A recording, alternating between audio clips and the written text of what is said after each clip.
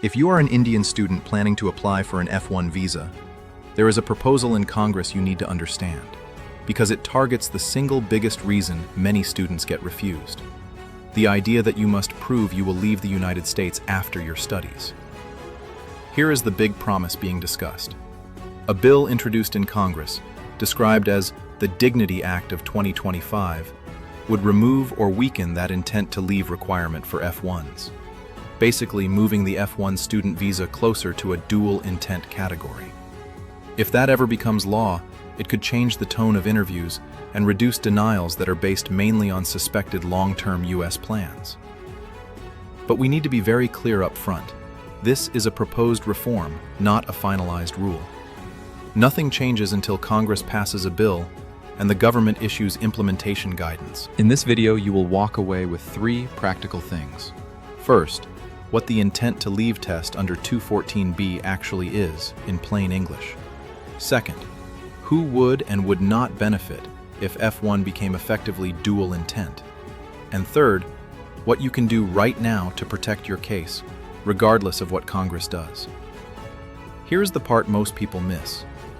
Even if the intent to leave standard gets softened, F-1 approval would still depend on credibility, finances, school fit, and whether your story makes sense. Dual intent does not mean automatic approval. It means one specific reason for denial would be harder to use by itself. So let us unpack this carefully, without panic and without hype. Today, most F-1 applicants are evaluated under Section 214B of the Immigration and Nationality Act. In practice, 214B creates a presumption that you are an intending immigrant, and it is the applicant's job to overcome that presumption. In normal language, the officer is asking, are you coming to study temporarily, or are you using the student visa as a backdoor to move permanently? And the key word is temporarily. That is why so many people hear a frustrating sentence at the window that feels vague. You did not show strong ties, or you did not show you will return home. Those are 214B style refusals. Now, many students misunderstand what ties means. It does not mean you must own property or have a huge bank account. It usually means your overall situation makes it believable that you will follow the rules. You chose a reasonable program. You have a clear academic plan. You can pay for it. And your story about what comes after graduation is coherent and not contradictory. Here is where it gets tricky, and why Indian students are paying close attention. A huge number of Indian students pursue programs that are strongly connected to U.S. work pathways like OPT, STEM OPT, and sometimes later the H-1B process. And some eventually try for permanent residency through employment. None of that is illegal. But under the current framing of F-1 as a strictly non-immigrant visa, an officer can look at your profile and think, this person is not really temporary. And if the officer thinks that, the law gives them room to refuse under 214B, often without giving a detailed explanation. So when you hear reports that F-1 approvals have been declining for some groups, or that scrutiny feels higher, the lived experience behind those reports often comes down to 214B and credibility judgments at the interview window. Let us talk about what this proposed bill is claiming to change. The description in the brief says, the Dignity Act of 2025 would remove the long-standing intent to leave requirement for student visas, making F-1 effectively dual intent. And it would prevent consular officers from rejecting an application solely because a student appears open to future employment or permanent residency in the U.S. That is a very specific concept. Dual intent means you can have 2 intentions at the same time. You intend to comply with your current visa terms now, but you may also intend to seek a longer-term status later through a legal process. Today, true dual intent categories are limited, and F-1 is generally not treated as one of them. So if Congress rewired the F-1 standard so that being open to future work or even permanent residence could not, by itself, sink the case, that would be a meaningful shift. Here is the key nuance. Even if the intent to leave requirement is removed, officers would still look at your purpose, your ability to pay, whether your school is legitimate, whether you are likely to follow the rules. and whether you are misrepresenting anything. A lot of refusals that people call 214B are actually about doubts that are deeper than just future intent.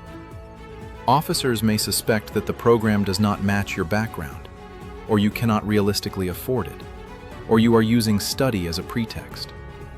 That part would not automatically disappear. So who is affected the most if this becomes law, and who is not? Let us do clear buckets, because this is where confusion spreads. First bucket: students with strong academics and legitimate programs who still get refused because the officer believes they will try to stay long-term. These are the people who could benefit the most from an F-1 dual intent shift. If your plan includes OPT, that might no longer be viewed as a negative signal by itself. Second bucket: students who are honest about wanting to explore jobs after graduation, but they still fully intend to follow the rules. Under a dual intent style system, those students could speak more naturally without feeling forced into scripted answers. Third bucket: students whose applications raise compliance or credibility concerns, for example, inconsistent funding, unclear program choice, weak preparation, or signs of misrepresentation. Dual intent would not fix that. You can still be refused if the officer doubts your real purpose or thinks your plan does not add up. Fourth bucket: people who think dual intent means you can say anything at the interview like, "I will study," and then stay forever. That is risky. Even in dual intent categories, you still must be truthful, and you still must show you qualify. Saying, "I will definitely move permanently no matter what," can still make an officer doubt you will follow the terms of your student status. Now, if you are watching as a parent or sponsor, here is one important point. The proposal described focuses on the intent to leave basis for refusal. It does not automatically change financial requirements, the need for a real I-20 from a real school, or the need to convince the officer you are a bona fide student. So do not ignore the basics. Here is a micro hook that matters. The most common denial is not always about your future dream. It is often about whether your present story is believable. Next, why does this feel like it is happening now? The brief mentions recent reports of a decline in F-1 approvals for Indian applicants due to concerns over post-study settlement plans. I cannot verify specific approval rate numbers from this prompt alone, and you should treat broad social media claims carefully. But there are several real-world forces that can make scrutiny feel higher even without a single official memo. One is volume. When demand surges, officers see more borderline cases and may be more selective. Another is pattern recognition. If officers observe repeated misuse patterns in a category, they can become more skeptical, even of legitimate applicants. A third is post-pandemic backlog and staffing constraints that can shorten interview time, which means officers rely more on quick credibility signals. And a fourth is the reality that U.S. immigration pathways after graduation are widely discussed online.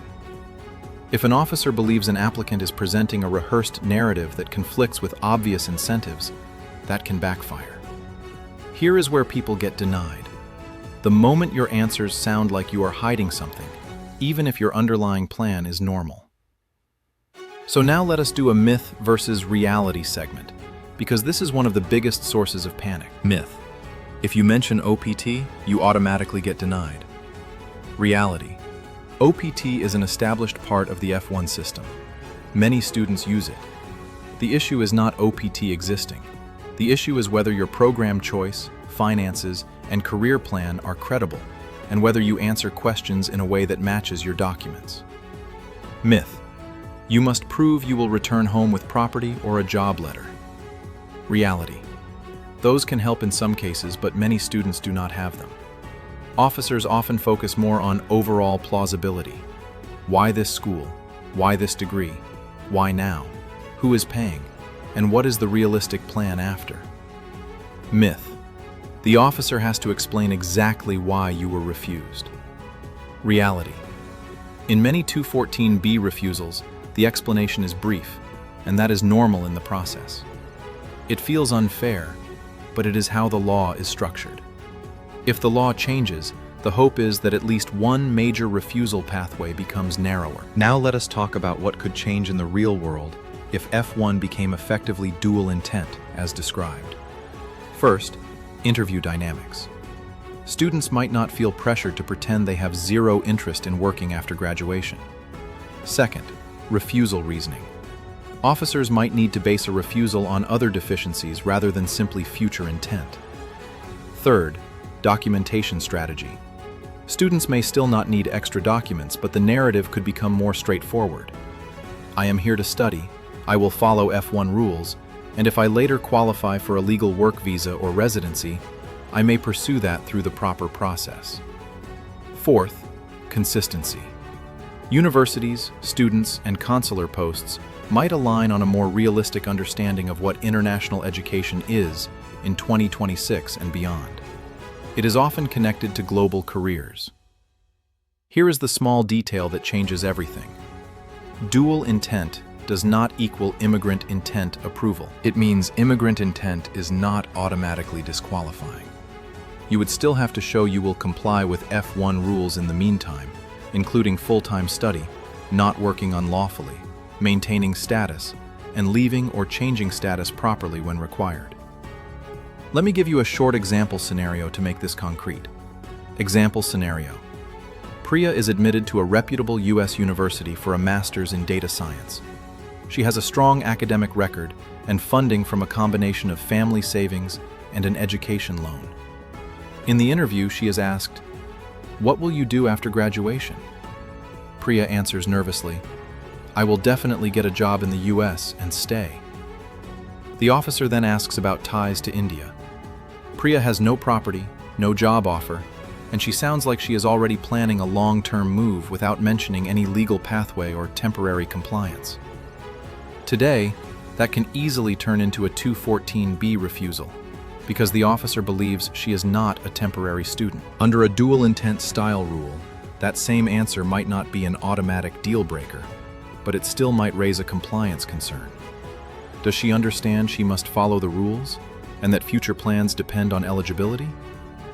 If Priya instead says, "My goal is to complete this degree. After that, I plan to use the skills either in India or through any legal training or work options available to F-1 students, like OPT, and I will follow the rules and timelines." That answer is more credible and informed. The difference is not lying. The difference is understanding the system and communicating clearly. Now let us move to the most important part. What to do now, while the bill is still only a proposal. This is where you can actually improve your odds without waiting on Congress. I am going to give you a do this and avoid this checklist. Do this. Make your program choice make sense on paper. Your prior education and work should connect to the degree, or you should be able to explain the pivot in 1 or 2 clear sentences. Do this. Be able to explain why that school and why that location, using concrete features like curriculum, labs, faculty interests, or industry connections. Keep it simple and true. Do this. Know your funding story cold. Who is paying? How much is available? What is the plan for tuition and living expenses? And what documents support it? Do this. Keep your answers consistent with your DS-160 and I-20. Inconsistencies create doubt fast. Do this. Be honest about future possibilities, but anchor it in rule following. It is fine to say you want to explore legal options after graduation. It is risky to sound like you intend to stay no matter what. Avoid this. Over-rehearsed or overly perfect answers that do not match your personality or documents. Officers can sense scripts. Avoid this. Unverifiable claims like guaranteed jobs, guaranteed sponsorship, or guaranteed green cards. Nothing is guaranteed. Avoid this. Using agents or third parties who encourage fake documents or misrepresentation. That can lead to far bigger consequences than a denial. Avoid this. Minimizing the cost of living or acting unaware of the financial reality. That can look like you are not prepared. Avoid this. Booking irreversible travel or paying non-refundable amounts before you have clarity, if you can avoid it. Here is another myth versus reality moment. Myth: if you were refused once, you are permanently blacklisted. Reality: many people reapply and get approved when they fix the weak points, but you should not reapply with the exact same story and documents expecting a different result. If you reapply, you want a material change or a clearer presentation, and you should be consistent about what happened before. Next, the brief mentions something else that is important. Parallel proposals could introduce fixed-term admissions, adding new compliance requirements. Since the prompt does not give the details of those proposals, we have to treat this as a watch item, not a confirmed change. But the concept is worth understanding. Fixed-term admissions could mean students are admitted for a specific period and must take additional steps to extend or renew authorization. If something like that ever moves forward, it could add deadlines, new reporting requirements, or more frequent status checks. The consequence would be practical: more paperwork, more chances to miss a date, and potentially more reliance on timely school reporting in SCIVIS. If you are a student, the safe takeaway is this: regardless of legislative changes, become very disciplined about compliance. Track your program dates, keep your passport valid, understand on-campus work limits, understand when CPT or OPT is allowed, and save copies of important documents. That is how you reduce risk in any system. So what could happen next with this Dignity Act idea? Since it is a bill introduced in Congress, it would need to move through the legislative process, including debate, possible amendments, votes in both houses, and then it would need to be signed into law. Even after that, agencies would still need to interpret and implement the change, which could include updated guidance for consular officers and updated training. Translation: even if the policy direction is popular, timelines are uncertain. Here is what to watch, in practical terms, without getting lost in politics. Watch point 1. Does the bill advance in committees, get hearings, or get marked up with changes? Watch point 2. Do credible outlets or official congressional trackers show momentum, or does it stall? Watch point 3. If any portion passes, what is the exact text about 214B and F-1? Small wording differences matter a lot. Watch point 4. Do the State Department or consular posts issue any public guidance, FAQs, or updates after any law change? Until you see that, the interview standard may not change. Watch point 5. Do universities or international student offices issue updated advising based on official guidance? Those offices often track changes quickly. Here is the part most people miss. A rumored change can trigger a surge of applications. If many people rush to apply because they believe dual intent is coming, that alone can increase demand and make interviews more competitive in the short term. So do not make timing decisions based on viral posts. Make them based on your admission start date, your document readiness, and realistic appointment availability. Before we close, one last myth versus reality because it causes so much stress for Indian families. Myth: you must convince the officer you will never try to immigrate. Reality: under today's rules, the officer is evaluating temporary intent, but the U.S. system itself offers lawful pathways that some students later use. The better approach is to show you understand the difference between hopes and guarantees, and that you will follow the legal process step by step. If the law shifts toward dual intent, that reality would simply be acknowledged more openly. Now let us recap, calmly and clearly. 1. There is a proposed bill described as the Dignity Act of 2025 that could reshape the F-1 student visa standard by removing or weakening the intent to leave requirement, making F-1 closer to dual intent. 2. Today, 214B is a major reason for denials, and it often comes down to credibility, finances, and whether your plan makes sense, not just whether you have property back home. 3. If dual intent becomes real, it could reduce denials based solely on suspected long-term plans, but it would not eliminate scrutiny around fraud, finances, school fit, or compliance. 4. While nothing has changed yet, You can strengthen your case now by aligning your program choice, funding, and narrative, and by avoiding inconsistencies or exaggerated claims. 5. Keep an eye on official legislative progress and any State Department guidance, and be cautious about viral rumors, because nothing is official until it is implemented. If you want, tell me in the comments your program level, bachelor's, master's, or PhD, and what part of the interview worries you most: funding, ties, or answering the "what will you do after graduation" question. I will cover the most common patterns in a follow-up. And if you want steady, calm updates on U.S. student visas, USCIS changes, and travel rules that affect families, subscribe and turn on notifications so you do not miss the next update.